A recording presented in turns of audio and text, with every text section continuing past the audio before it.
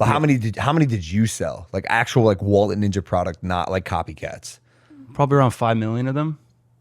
How much money did that make you as an 18-year-old? Well, that's over time. That's over the span of like maybe 10 years. But I mean, I was a millionaire by the time I was almost at my 20th birthday.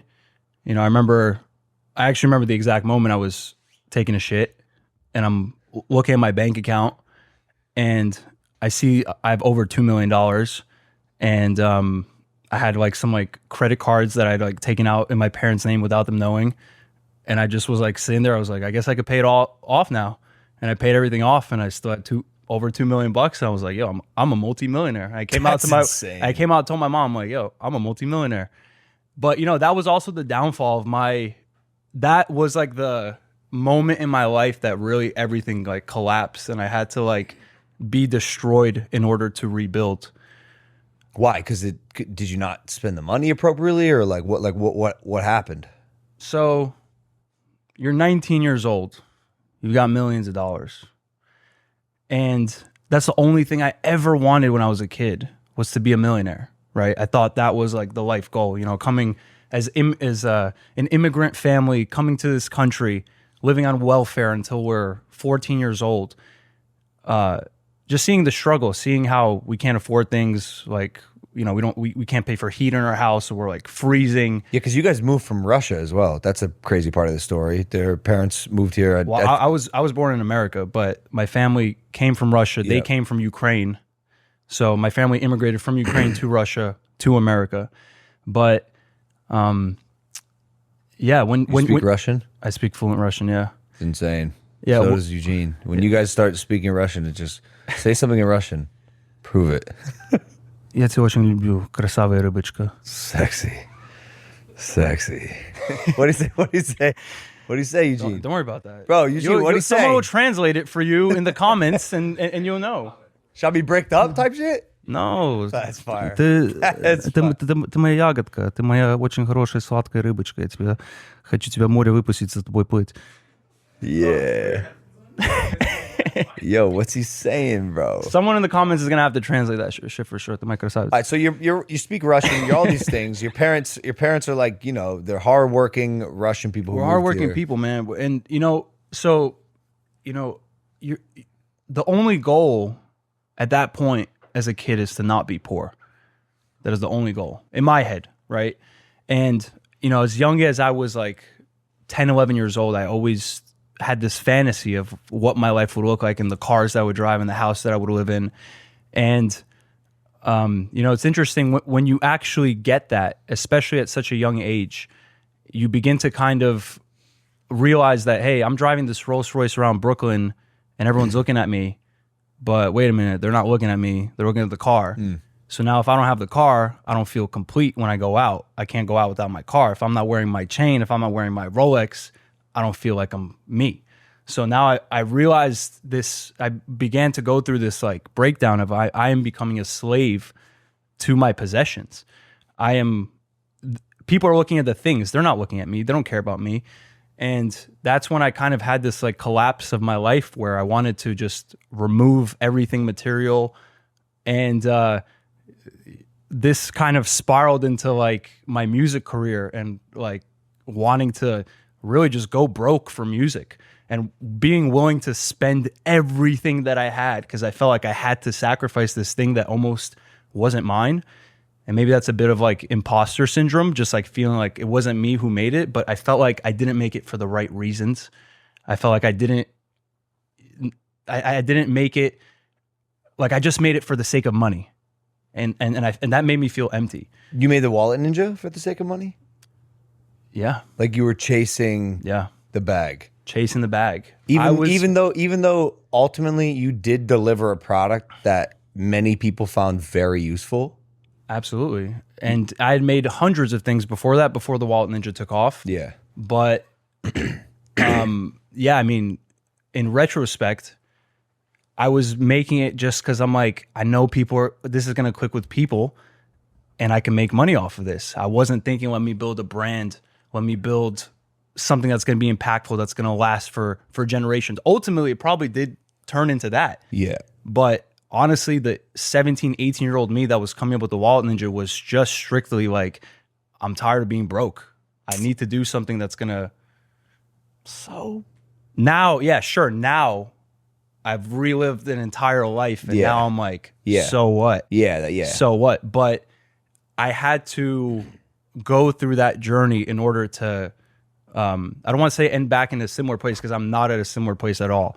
Now I only care about generational greatness. I do not care about the bag. Yeah. I do care about the bag as a byproduct, but I am not focused on the bag. I'm focused on true greatness, true innovation, making something that truly will impact the world, help the world, impact generations to come that will outlive me, that will outlive my entire family history. That in 1,000 years, people will still be like, that is actual greatness. You've made all of this stuff. Right. Has it translated to wealth? Like, clearly, obviously, like, you're rich as fuck. I took the tube out of his ass. He's still farting. Give that back. We're not gonna play this game, Kevin. He farts when I say, okay? Not you, buddy. All right? Are you asking me if I'm stupid fucking rich? Yes. Because I feel like everyone thinks you're rich as fuck. So I'm, as a podcast host, bro, I'm here to ask you the tough questions. Have your inventions made you rich? I have been a millionaire and been broke 3 times in my life. Both.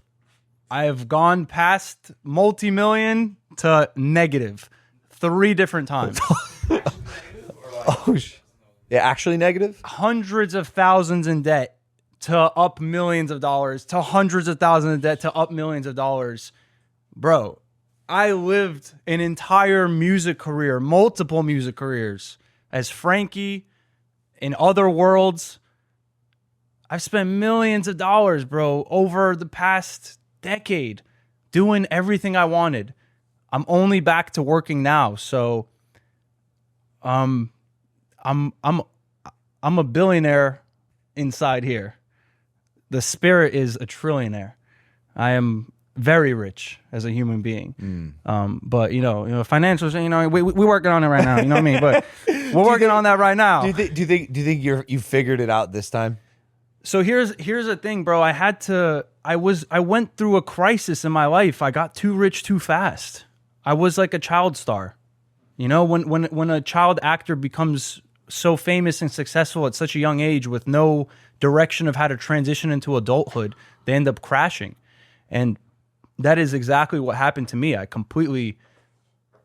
went up and I crashed because who do I talk to? Who do I talk to about what to do with all of this money? Like I'm literally a kid from Brooklyn, from an immigrant family that was just like the man of the neighborhood. Who do I talk to about what I'm going through? Eugene. I talk to Eugene about everything I'm going through, but I need someone. Who do I talk to that can help me manage wealth and make more money and invest it properly? No. And who do I talk to about like these like high level problems? Like I talk to people and they think I'm boasting or they think I'm showing off. I'm like, dude, I need some fucking help. Like I'm about to blow it again. Like I can't keep fucking doing this shit. Like you make millions, you lose millions. Like it's a great fucking story. But at the end of the day, now I'm kind of at a point where I'm like, I think I'm going to keep it this time. I think I'm going to hold on to it. That's solid. I think I'm going to hold on to it, bro, because going broke is exhausting. Yeah, but you know what's so interesting? It's like you are a person because of what you do who has to invest their own money into these things that are at the end of the day just gambles. Bro, you didn't know. I was with you talking about how you want to launch this product. We didn't know this shit's going to get 28 million views. And I'm sure you put hundreds of thousands of dollars into this product. Absolutely. Even the Flex pouch. Absolutely. Going back and forth, figuring out the designs. It's so interesting because like, at least if someone is a creator and they invest in like a video camera, it's not that crazy expensive and you can get your product out there online, your content, and like maybe hopefully it's received. With inventions, you have one shot to make sure that what you think is useful to the world is right. Yeah. That's a gamble. Right. You are taking a gamble. I've been trained since a young age. I'm like a samurai. I'm expert level when it comes to creating products because I was out there for real. I was out there at the flea markets. I was out there at the Javits Center, at the auto show. I was out there at the Oklahoma State Fair, Texas State Fair, when I was not even in high school. Like, I know the reason why. It's not a coincidence that I'm able to make all of this shit. You know, I'm not just like I didn't read up about it. Like I lived it. I sold products in real life in front of people for years and years of my life, from all walks of life, from the rich to the poor. And I learned what people want, what people care about, what people ask. And the biggest thing that would blow my mind is if I had a product that I was selling, I could go to 3 different state fairs around the country.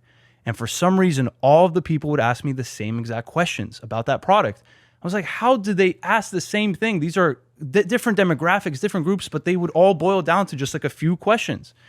And my whole theory on creating products is if you could figure out those questions that a person is going to ask you ahead of time, and if you could answer those, then you can make a successful product. But you have to be a futurist in order to, you have to predict something that people don't even know that they want yet. Yeah.